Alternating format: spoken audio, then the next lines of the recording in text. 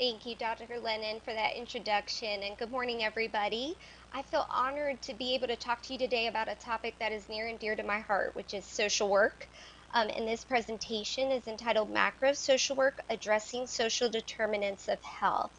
Um, as I often tell people that I think I was called to be a social worker, and that was from service even as a child, working in nursing homes with my grandpa and Salvation Army before that. And that's led me to believe that social work is just a way of life, and it's something that you all can do.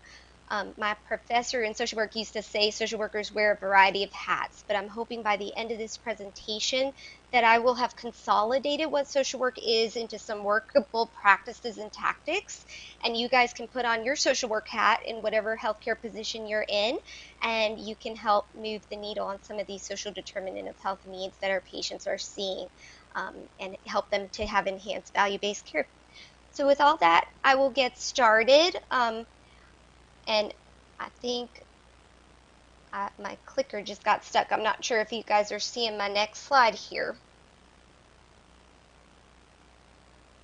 There it is. Okay. So I wanted to start with the agenda. Today, I plan to talk to you a little bit about social work, just in case you haven't worked with social workers in the past. You can see a little bit about our training. I want to segue into social determinants of health and why they're important to healthcare practice, and how we can move the needle on some of those healthcare outcomes by focusing on those social determinant patient needs. I'm going to then discuss a little bit about CHESS, why they hired a social worker, and how that social work field has evolved. Then I'm going to actually talk about case management with patients, and I want to look specifically at two social determinant needs that come up quite a bit for our care teams. We'll talk about patients who need financial help, and we'll talk about patients who have transportation needs. And then I want to talk to you about the work we do with our high utilizing patients. And then I want to end the whole presentation by culminating it in how we can do macro social work practice in our communities, even while we're working directly with patients. So my first slide is about social work types of practice. So if you were to go into a social work introductory class, and I apologize for how much information's on this slide, it will talk to you about micro, meso, and macro practice. Micro practice is probably what you guys are used to seeing social workers do. It's working with individuals. Sometimes it's working with a family unit. Sometimes it's working with one marriage. So it's usually staying with small numbers and focusing on the mental health, the physical health, and the social supports for those factors. Whereas meso-social work is where social workers are trained to work with groups. You might see them working in group therapy, coalitions, administrative positions, basically looking at how multiple people interact with one another and how to influence those groups. And then macro social work practice is actually something that I didn't really learn too much of until I went back to school. And it's more looking at the environmental pieces. It's looking at systems and philosophies, nations and groups, and seeing if there are patterns that we can impact for the benefit of patients. Beyond learning about those different scopes of practice, there's also different age groups that social workers can specialize in. You might find social workers who work with children, some work with adolescents, others like to work with adults, and then you have some who specialize in working with the elderly. And then you can further specialize with other areas like military social work, school social work, healthcare social work, where you see social workers in a variety of roles, from case management to substance abuse and other mental health counseling positions. And then we can work in a variety of fields that I have worked in that include like employment. You can work in politics or global systems, and then some social workers specialize in research and teaching. To tell you a little bit about my background, generalist social workers generally hold the philosophy that we're problem solvers, and so we kind of want to put ourselves out of business. And if we're going to do that, we need to be able to transfer those skills into other spheres of practice. So a generalist social worker is somebody who's a jack of all trades, we're a master of none, and we jump around between different fields, namely so that we can help patients that may interact with multiple fields throughout their lives. And so one of the things that I experienced as a direct practice social worker was a lot of times I thought it was just getting the patient what they need. Maybe the patient says, I'm hungry and I need food. I would refer them to a food agency, and maybe there was a wait list. And now I couldn't help the patient anymore because I really didn't understand those social determinant issues or how to move the needle for them in those nonprofit communities, for-profit communities, or governmental systems. And so I'm hoping that as I present further on some of the social work philosophies, you'll start to see how actually it's very easy to move the needle in some of those areas, even while you're working with patients directly. There's maybe 3 principles that I could highlight that would really encompass what social workers study. And this is really trying to narrow down 5 years of study into 3 basic ideas that are at the head of everything that we do as social workers. And the first one that I thought makes us very distinct from other behavioral health providers is the person and environment principle. So typically, social workers are always recognizing that we have 2 variables that can be impacted simultaneously, and really looking at this bi-directional feedback loop between the person and the environment in which they're living in. Wanted to start with the person-centered model of practice because that has actually culminated from years of social work study in which people recognize that even if we were subject matter experts, we really had to start looking or addressing patient needs and not actually coming to patients with a top-down expert approach. We found that if we didn't ask patients what they wanted and needed, and we didn't specifically focus on what they wanted to change, we weren't going to have good outcomes. And so you'll find that most social workers will specifically ask a patient what problems they want to resolve, even in cases where we may recognize that there are other auxiliary needs that the patient's not aware of that we need to impact eventually. And so you'll see in that picture, there's a little sweet spot where we can have a little bit of our expertise, a little bit of the research data, and then a lot of that is really that individual telling us what they want to impact when we're working with them. And the second picture that you'll see there is the Bronfenbrenner's bioecological model of human development. And that's really because I think all social workers look at it like we are in an ecosystem. And patients can really widely vary based on that ecosystem. I like to tell people that I got into social work because I have 2 identical twin cousins, and they are very different. Even though they share the same DNA, even though they grew up in the same home, they can have different issues, different challenges, different needs. And that really does get us down to, even though we're healthcare professionals and we're trying to come up with solutions that we can apply to a wide variety of people, there are really a lot of disparities and personality differences and different variables to look at. And while this makes the field so broad, and that's why our first title slide showed all the different areas that social workers can study, it really does make things simpler when we're dealing with a patient problem. Because if a patient identifies, I need help with food, the question isn't, why do you need help with food? It's also, well, what's going on in your environment that you don't have access to food? And so it gives us more opportunities to help patients in ways we never thought of before.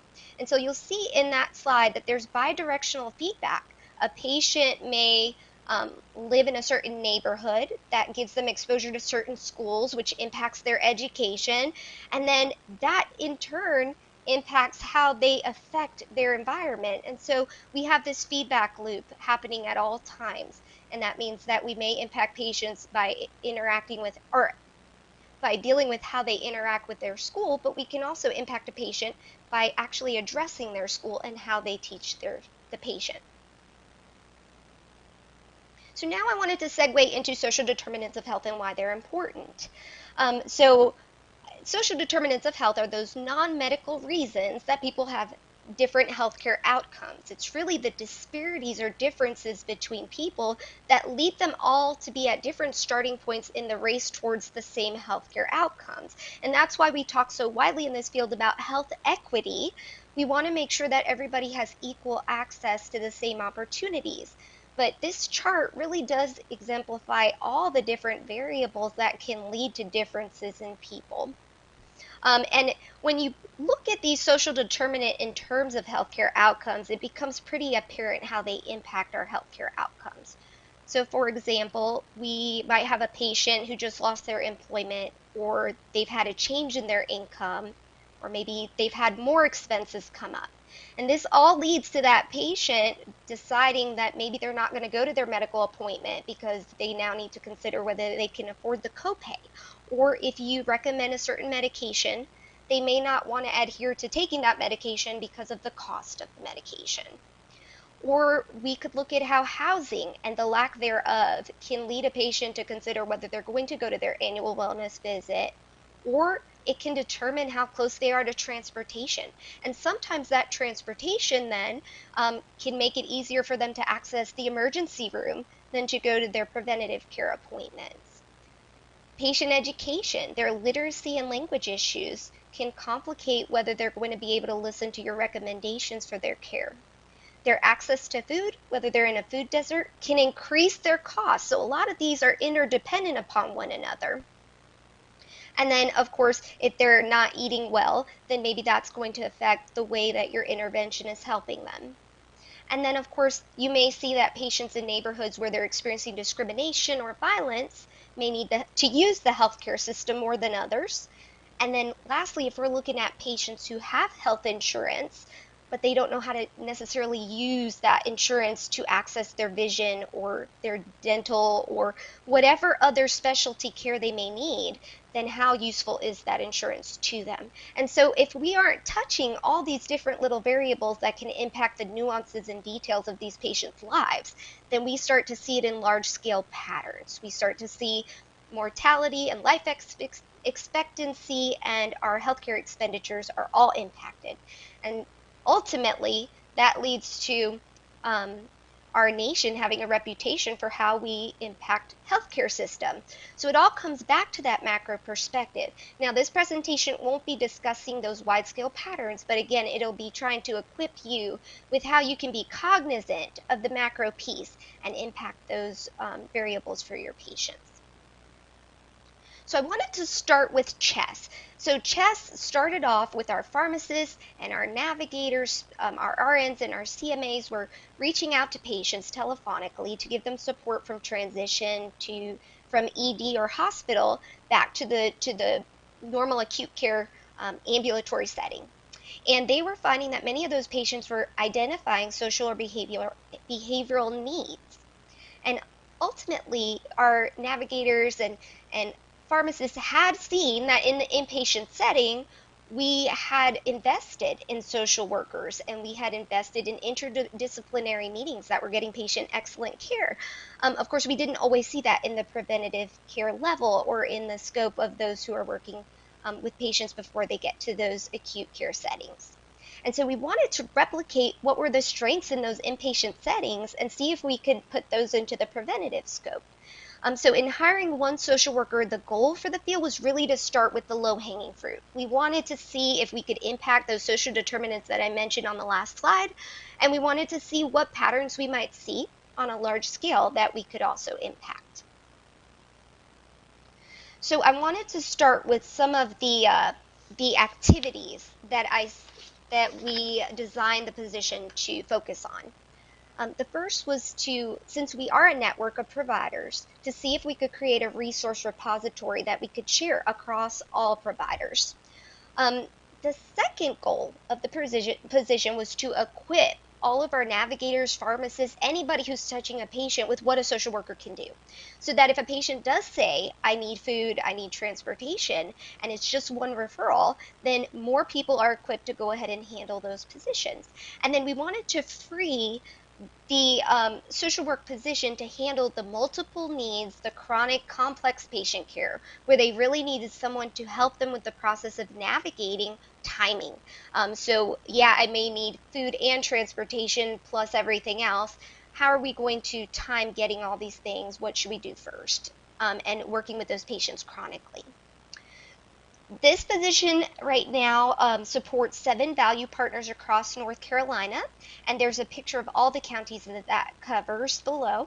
And that would cover about 69,000 lives that social work could potentially impact. So some of the goals for the position, as I mentioned before, were to address social determinants and to create that resource repository, but I also wanted to highlight some of the positions that we wanted to impact from the front end beyond those social determinants. So when I reached out to patients, I wanted to be able to investigate their home life over the phone, see if there were any cases of safety or abuse or neglect that needed to be reported, talk to patients about their long-term care needs, work with them on any behavioral health supports that they might need, and really to support our team with their placement cases.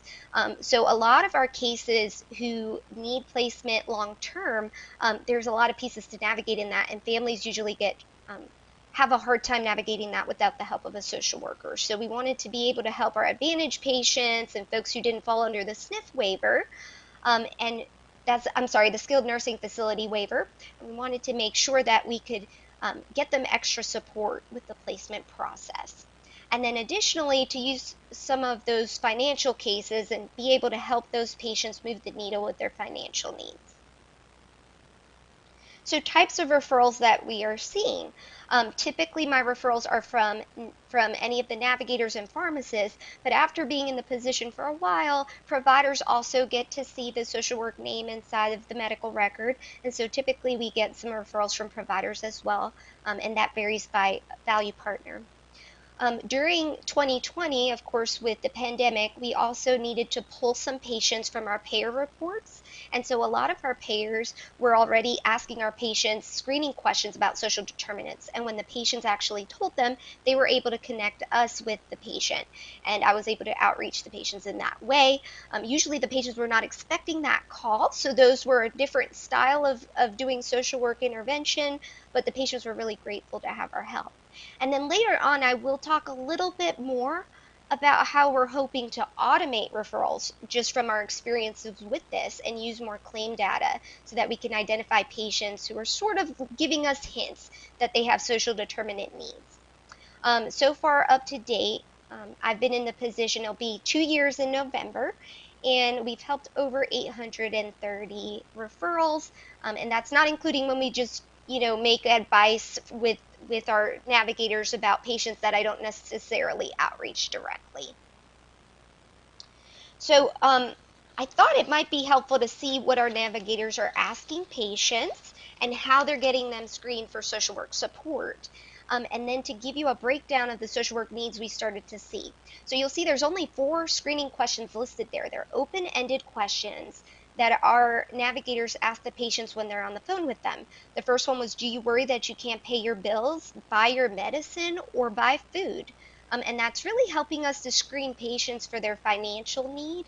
And even if they're willing to go a little further, telling us specifically how they first encountered that they had a financial need. Do you drive yourself to doctor or pharmacy? And if not, who takes you? This question allows us to find out about the patient's social supports. Do you have trouble reading information from your doctor or filling out forms or reading pill boxes? This question allows us to ask patients about their health literacy and find out if there's any other barriers where they need some specialized social work support for filling out paperwork. Are you able to prepare meals, bathe, etc.? If not, who helps you? And that, of course, is helping us to find out if the patient has any caregiver supports or needs any supports in that realm, and have you fallen in the past 6 months, so that we can start asking patients about their safety in the home. The first 3 types of referrals that I get the most are usually high utilizer, and those are consistent. So our value partners will take out a certain number of patients for social work each month, so that we can screen those patients who are having the highest utilization. The second patient need that we saw a lot of was our patients who needed financial support. And again, I've found in working in this position that typically patients are not afraid when they're on a fixed income to admit that financial is a great area of need. So with a lot of these social determinants, there may be a stigma for patients to tell someone that they're suffering in these areas. But financial has been a great gateway topic, and it's a great unifier for a lot of the patients that we see who get Medicare assistance. Our financial cases were followed by a category called miscellaneous. I created a miscellaneous category because I just didn't know if there were some outlier cases that we would see, and we had plenty of those. About 11% of my cases were miscellaneous. And my hope is that eventually, if we need to start seeing if there's any large-scale patterns, that we can start looking at those miscellaneous cases and seeing if there's any patterns there. That was followed by patients who needed in-home support. So these are patients that just identify, whether they have family or not, that they need home care services. And that's not home health. That might be in addition to home health. They need someone to help with their bathing and their eating and all of their activities of daily living.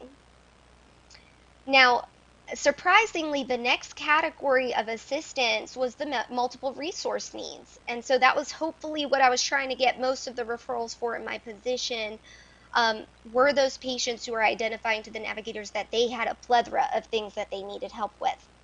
And following that, we saw a lot of cases that needed placement support. And again, that's just maybe the family has already started the placement process, but they just need a social worker to help them make everything add up or get all the puzzle pieces to fit together just right. Those placement cases were followed by transportation cases, which were followed by patients who were homebound. Now, I'm not sure if the homebound patients were actually impacted by the pandemic. There's a very high likelihood that patients were identifying themselves as homebound, even though it was really just because of COVID. And that was followed by patients who had caregivers in their family, but those caregivers needed some sort of respite support. I found that the next three categories, which were cases who needed behavioral health and safety and food insecurity, they were all about the same. And I think that might actually be because our navigators are already equipped to support those cases. So I think we were seeing fewer of those cases at the social work level. And 1% of my cases were patients who needed housing support, which was actually surprising because in the state of North Carolina, housing is an area of great need. And I'll get into that a little more when I discuss more in the presentation further on. But I am only seeing 1% of those housing cases. And I am seeing more of those cases in 2021 than we saw in 2020, obviously. And then finally, that was followed by cases of patients who needed assistance with specifically substance abuse. So those would be our patients who identified to us that they needed support in substance abuse. And now my clicker has seemed to time out, so I'll just have you bear with me just 1 second. There we go. Okay. This next slide is about the impact that social work had on utilization. So we have a data expert, and he was looking at our patterns of utilization for the patients who were touched by social work, and it was a pre and post touch point over 6 months. And so they counted that the COVID effect probably affected about 22% of those patient cases. So those were just patients who didn't utilize because they were afraid to go to the ED or hospital with the pandemic. But there was still a decreased utilization even for those cases. So when social work was involved, we saw a 29% decrease in combined utilization, which was statistically significant. So opportunities for social work. Our hope is to eventually automate referrals. We don't want to just handle those crisis cases as they come up as patients mention the need when they get a call. We're hoping that we might be able to start automating referrals in a preventative scope with the Z-payer data and actually using those paired reports. The next initiative is something that I'm really excited about. So historically, social workers always had tracked our outcomes based on contacting our patients. So we would give them a resource. We might ask the patient, how did it work out? The patient might say, well, it didn't. And then we might have to make an additional call to the third-party agency to find out where that shortfall happened or what happened with that communication. Well, here in North Carolina, we have a program called NC Cares 360, and it's actually a nationwide program or a portal that's called Unite Us. And Unite Us is a software that allows us to do closed loop referrals. And so what that means is we can actually enter patient information, make a referral straight to the agency that the patient needs it, and we can see in real time what's happening between that referral and that patient. It's really great because we can start to look at outcome data and trends, and we can refer multiple patients to multiple agencies in a shorter amount of time. And so we're really excited to be able to start using that tracking platform to see how it impacts how we're working with our patients, and actually to follow our patients through to the end of the outcome and seeing how many of those outcomes are successful. And then here at Chess, we've been piloting some innovative solutions. So where we've noticed there were shortfalls, we've tried to come up with some solutions for our patients in the network. And so the first example of that was here since before I came, and it was a medication assistance fund that was created for our patients who really could not afford to get their medication. And so there was a specialized program where they might qualify to get more assistance for medication help. And using that same philosophy, we're actually noticing a lot of patients who need same-day transportation appointments. And so we're working on a pilot where we could potentially move the needle with those patients who need same-day transportation. And then, of course, we're working on community collaborations where we may be able to bridge the divide between the inpatient and outpatient community. I mentioned one of those before, and that was actually our SNF waiver, where we were able to get patients into a skilled nursing facility for rehab straight from the community without them having to go through the hospital system. And we also have a chest navigator who's embedded in the hospital who can represent the ACO at their multidisciplinary meetings or interdisciplinary meetings. So now I wanted to actually transition the presentation to how I've explored patient care, or how I've done direct practice with patients who have financial need, transportation need, and who are high utilizing with the ED or hospital. So with financial cases, I typically maintain my own mental checklist, and of course you can turn this into your own checklist if you need to. But I always start with the patient. I ask the patient, what is your source of income? And I leave it open-ended. Typically, half the time you're going to get a patient who tells you I have Social Security, and they're going to go ahead and tell you whether they have disability, SSI, and that's going to give you an idea of some programs that they're eligible for. But a small number of our patients will identify that I'm unemployed right now and I need a source of income, and you might need to help them apply for unemployment. Or you may have a patient who is disabled, they're in between work right now, and they just don't know how to apply for disability. And so you might be able to help them apply for disability. My next question for those patients are, have you explored all the programs that you're eligible for? Usually I maintain a list of what North Carolina has as far as income requirements for popular programs like Medicaid and food stamps. So right away I can tell the patient, if they tell me my income is under 1,074, I know that they're eligible for Medicaid. And so my question for them is, have you applied?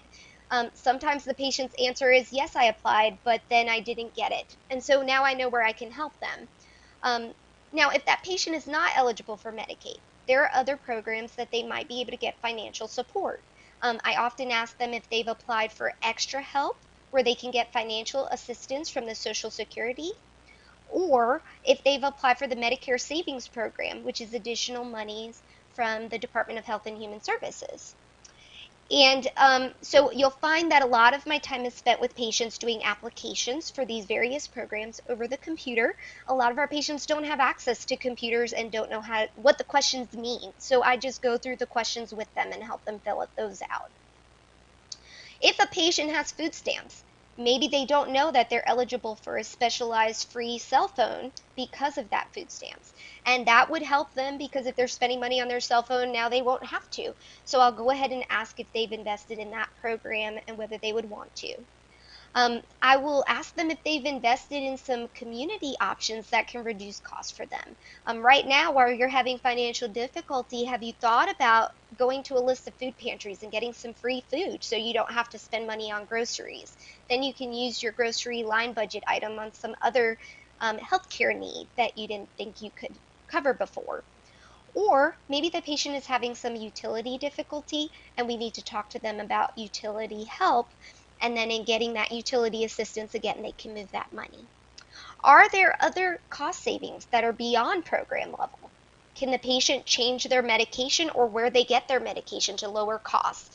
That's where I start making a lot of my referrals right back into our pharmacy team, because they're the specialists who know about medication. So I'm making sure I'm connecting them with the team members in the care team who can help them move the needle on that financial area. Another a community help for patients are certified budget counselors, and they are free. And this is actually available nationwide. There's the National Foundation for Credit Counselors, and if you visit their webpage, you can scroll down to the bottom and put in your zip code, and you can find a list of free budget counselors where you can send our patients. And I often tell the patients it's like having a case manager or social worker who specialize in financial. So if there is a program in the community that can save you money, they'll know about it and they will go through each item with you and help you find additional costs with your budget. And then another category that you might not immediately think of when it comes to financial is helping patients with their housing costs. So here in North Carolina, there is a shortage of affordable housing. And so typically, I may want to connect that patient to a HUD certified housing counselor. You can visit the HUD's webpage, and they have a number you can use to find HUD certified housing counselors. And a lot of times, those HUD counselors work in NFCC agencies. And so you can get a bigger bang for your buck because they will be working with that patient on their housing needs at the same time that they're there for an appointment. And a lot of times helping a patient get lower rent or even helping them to become a homeowner where their mortgage is more affordable may be the way to help them move money around in their budget and have more money for healthcare costs. So transportation, it's another topic area that patients usually contact us telling us, I've missed an appointment because of transportation. So when I outreach transportation patients, my first question is, how did you get to your appointments before? In asking this, we're getting the patient to divulge whether they have a vehicle or don't have a vehicle. If they do, maybe they have a new diagnosis and they need some disability modifications to their vehicle. If that's the case, maybe we can connect them with independent living or vocational rehab and get them assistance with getting that vehicle modified. Sometimes the barrier to patients is their housing. Maybe they have a vehicle, it is modified, but they have stairs in their home and they need a stair lift or they need a wheelchair ramp. And by that same respect, in asking them how they got there before, they can divulge and we'll know exactly what we need to impact. I often ask patients what social supports have helped you with transportation in the past. I've found that some of our cases are just patients who maybe they had a family member who could drive them, but their family member has an appointment on the specific day that they need transportation. So that could easily be fixed by changing the appointment date, or potentially this may be an ongoing discussion and we need to talk to the patient about a more long-term fix. Or the patient may identify to us that there's been a breakdown in their social supports. And now we know that we also have to support them in a behavioral health capacity. Maybe we need to help them build up their social supports so they have people they can get rides from. Once I've looked at the patient scopes and their family systems, I move into the provider scope. I start to evaluate, is there anything the doctor's office can do to help the patient? Like we talked about, maybe they might need to just move that appointment. Maybe it's not just about moving the appointment. Maybe the patient needs a closer facility altogether, and we need to have a conversation with them about their distance from the facility. Maybe they just recently moved. Can we offer telehealth to patients who are stuck in the home, or is telehealth not something that our VP can provide? And if that's the case, does the patient need to change to a different type of program that actually has transportation embedded in the program? Can our VPs offer, do they have any house calls programs that we can use for our patients? And then once we've looked at that doctor scope and seeing if we can move the needle, if a patient still has transportation needs, I'm immediately going to evaluate what they already have at their disposal, and that might be their insurance. So several of our Advantage plans already have transportation benefits embedded in the program. My question to the patient is, have you used this? Maybe the patient needs education on how to use it. Or if the patient has exhausted it, maybe they need additional, or they're going to need to look at maybe exploring plans during open enrollment so they can get more rides. Sometimes patients have come to us because they needed a one-time specialty care ride, but it exceeded the distance that the payer has for their program. So maybe that patient is more than 50 miles out of range with that specialty care appointment. And if that's the case, then maybe we just need to advocate with the payer and ask the payer if they can make a one-time exception for the patient. But if this is an ongoing need, then we may have to actually have an ongoing discussion with the payer that we're noticing several patients that are outside of that range, or we need to come back and talk to our VPs and say we're noticing several of your patients are outside of range. Is there a discussion that your providers can be having with those patients? And then once we've looked at everything that's available in those two scopes, there's also the community. So within several of our counties, there are options in nonprofits and councils of aging that offer transportation to patients. There's even specialized transportations for patients who are veterans and patients who have cancer diagnoses. So we can always explore the community for what's available. And last but not least, if you have patients where none of the above, can help the patient, you still want to track those patients, because that gives us an opportunity to advocate with our patients in the community and let those community agencies know that there's some sort of shortfall and that those patients are really not getting the help that they need. So next I wanted to discuss high utilizers of the ED or hospital. Now, these are cases that I usually get with a little more advanced notice than these patients who are telling us about crises that we're calling within a day or two. Our high utilizing patients have a pattern of going to the ED. So the first thing I want to do is look at the pattern for why they're having these admissions. So I review discharge summaries.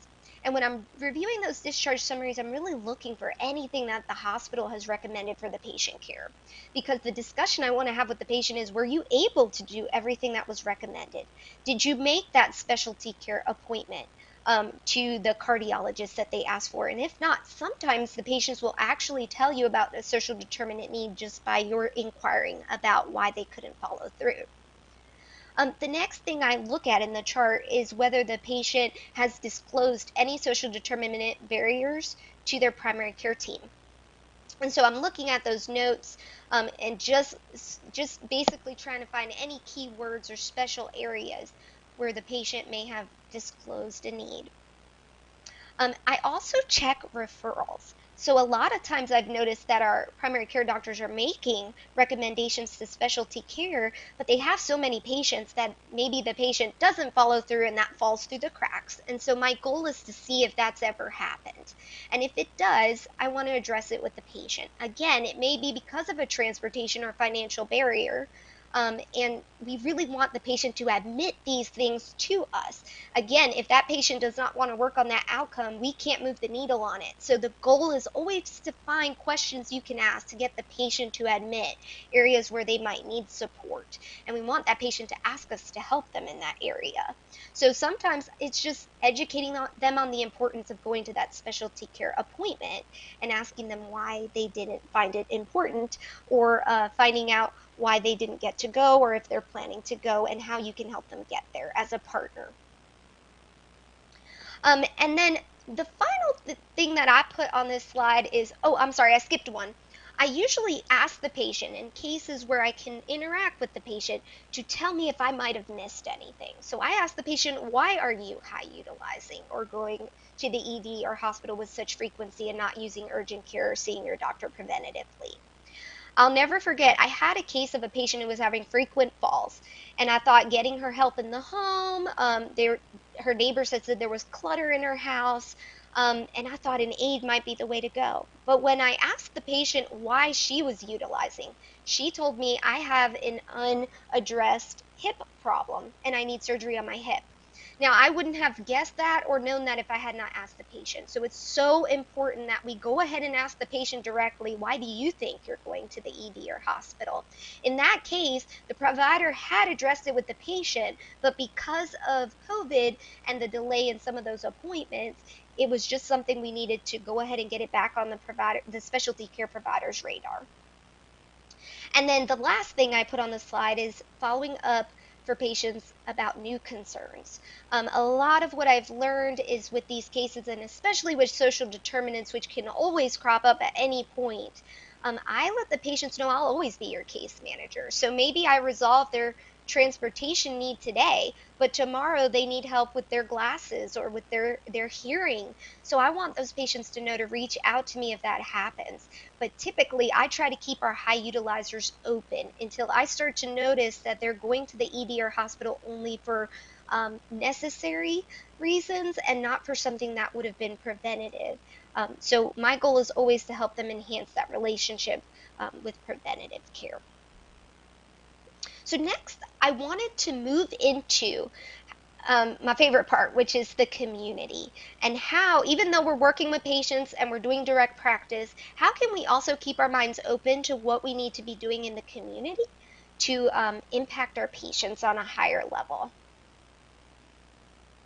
So I call this slide Developing Connection in Communities. And when I talk about developing connections, you're going to find this is all about collaboration. Um, when I was in social work early on, one of the things I noticed was that here in the United States, we're just kind of trained to think about for profit and silos. And so you have a lot of people competing for the same resources, but serving the same patients and the same needs. And so typically what we want to do is start changing the way we look at our patients and looking at them like shared patients. Because if we are not able to address their need at one VP, that patient might leave, go to another provider's office, and still end up in our network needing support. So when I have patients, I'm looking at it like I'm their partner.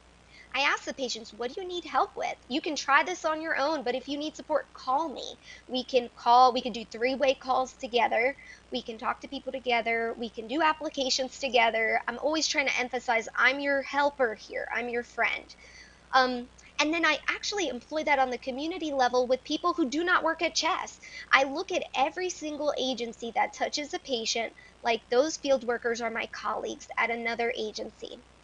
Because they're touching our patients' lives and they're helping us with shared work that if they don't handle, we're going to have to handle.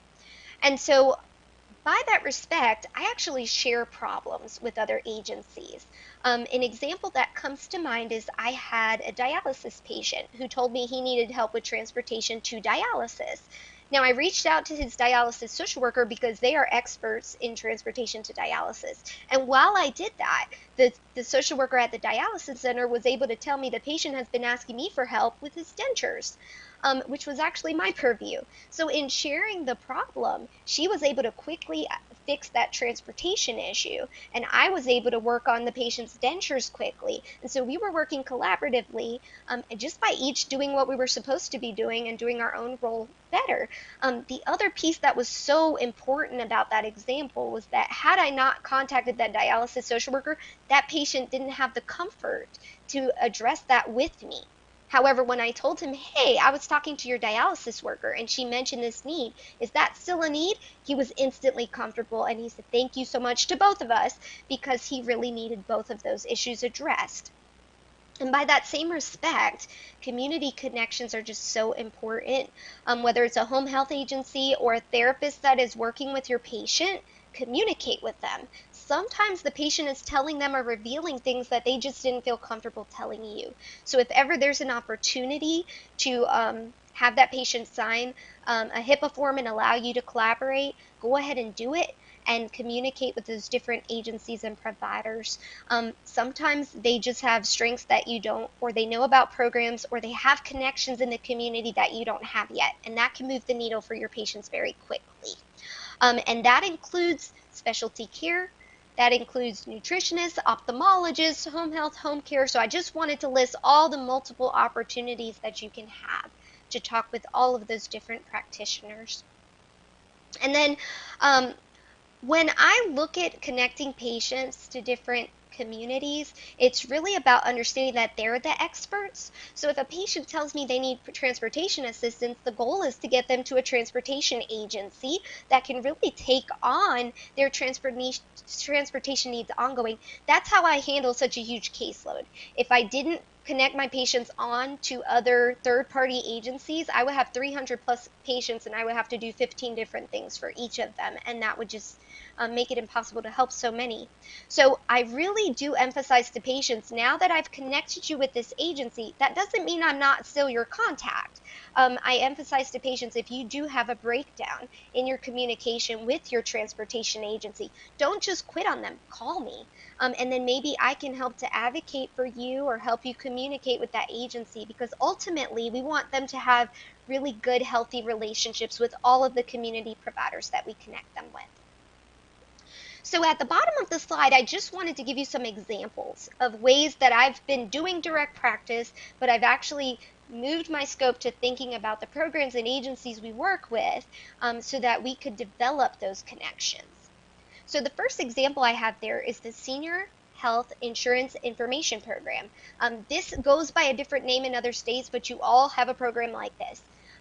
These are programs for patients who have Medicare, and they're volunteers who can help your patient. They're objective, they don't belong to any insurance companies, and they can help patients enter their medications into the Medicare.gov website and find out if there's a plan they need to be on that would cover most of their medications and help them. And SHIP is such a great program. We use them a lot. Our pharmacists work with them. But early on at CHESS, I found out that there were a small portion of our patients that really had difficulty with following through with the phone number, or maybe they couldn't fill out the intake form, or they had transportation problems getting to SHIP. So there were variables that would come up and interfere with SHIP's ability to work with that patient. So I actually asked SHIP, even though this wasn't originally my job, can you guys train me? So if we have an outlier patient, we can actually both impact that patient, and I can help them with their extra help application, for example.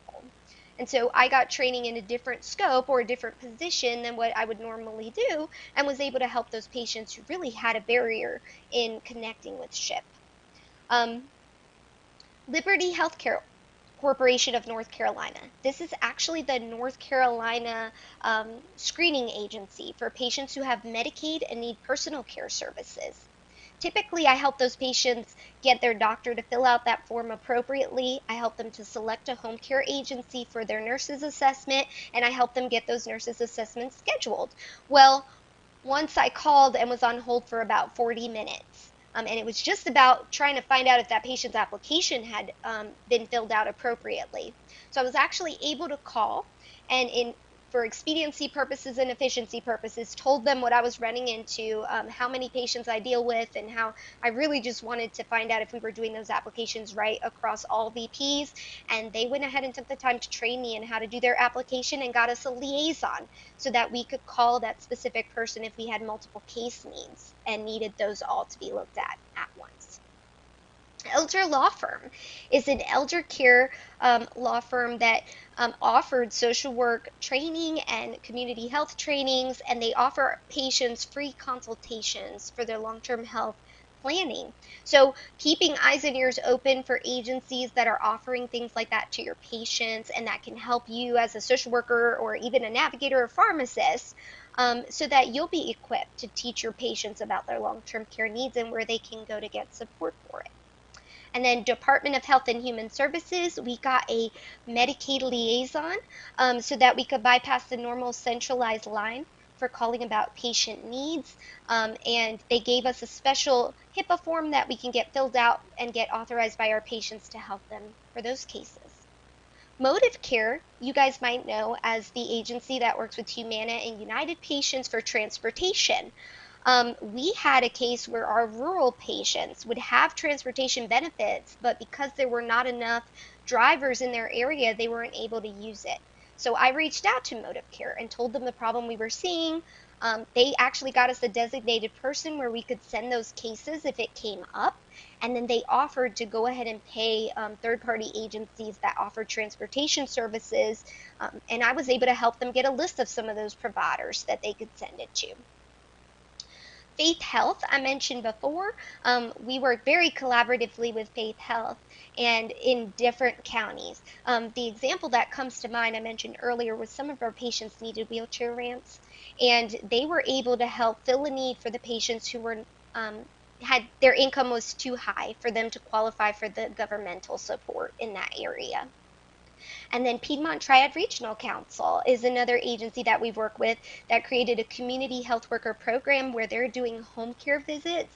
And that is helping to move the needle with some of our patients who need specialized home visits just to get connected with some of these agencies that we're referring in a social work capacity. So this is my final slide. Just wanted to talk about questions you can ask yourself to evaluate these programs and agencies. So whenever I'm referring a patient to an agency, I'm actually looking at whether there's wait lists, whether there's patient feedback about the services, because my question is, can this program improve in serving the patient needs? And can I help improve it? So we want to see if there's any opportunity to have designated contacts or liaisons at those agencies for speed purposes, since we're going to be sending a lot of patients to them through the network, and we want to see if there's any partnerships that we can build with those different providers. Now, my next piece is about working on connections between agencies. Back when I was in social work school was when we started the conversation about collective impact models, and really what that comes down to is breaking that silo mentality and starting to recognize that we might be able to bring all of the patient care to one place. I'll never forget that when I worked with United Way, there was a program in Durham. It was a school program where they started to recognize that the children needed supports on different levels. Maybe that child could not learn well because they were hungry, or maybe they couldn't see the board because they needed eyeglasses but didn't have insurance.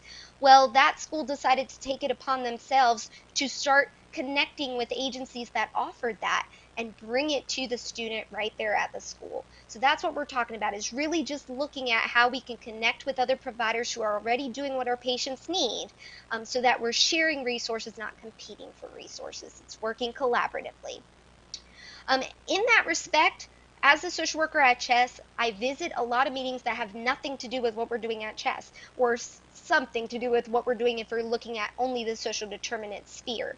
So an example of that was I joined a community task force for food pantries, and just sat through the whole meeting, thanked them for letting me sit through it, and then told them, we have a lot of patients who I send to home delivered meals, but those patients have very specific dietary needs. Maybe they have celiac or diabetes, or they need a heart-friendly diet.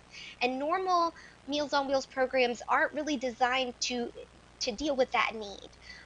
And they were able to tell me about a local food pantry called One Step Further that had started a new program trying to meet that need. And they had just started the program and needed to have support for that program.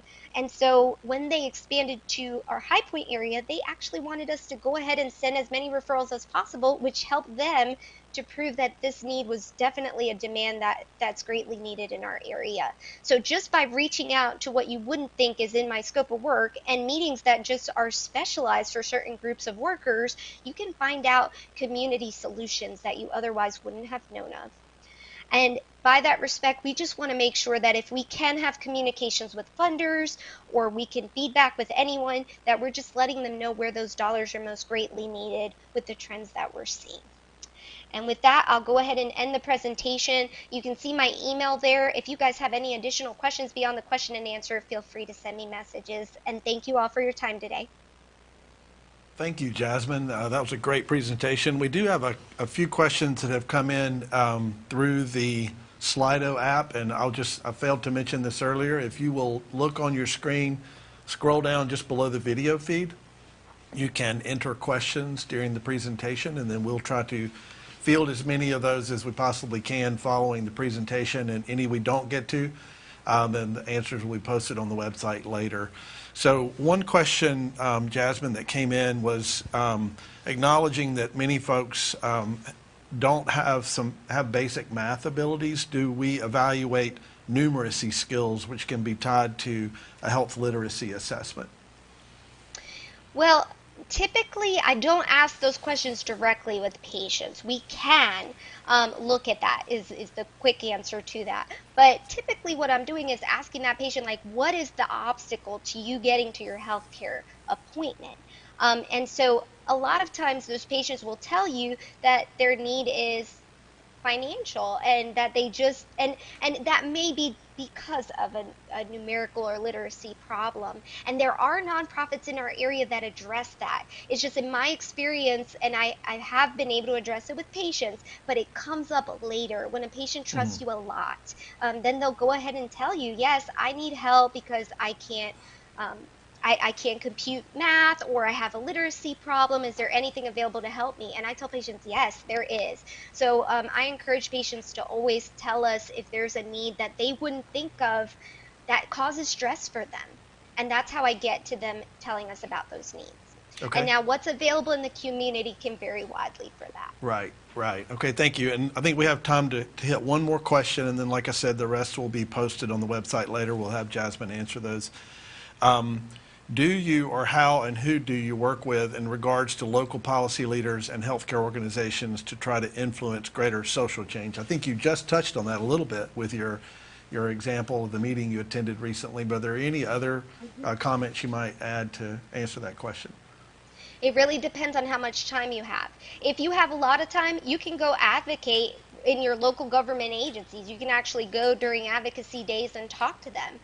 If you don't have time for that, then it's really about talking to who is providing the work that your patients need. So if it's a transportation need, I'm reaching out to the executive director of that agency and I'm telling them, I noticed this. Do you guys have any plans to change that in the future? Can I connect you with anyone who might be able to help you with that in the future? Right, very good. Yeah, and I will add that as a member of the National Association of Accountable Care Organizations, Melissa Pollock, who presented at our Move to Value Summit in June, I believe, does a lot of work with legislative and policy advocacy sort of through the National Association of ACOs. So, very good. All right, Jasmine, thank you for a great presentation. Well, we really enjoyed that. You do great work. I hear it every day. So thank you again. Thank you.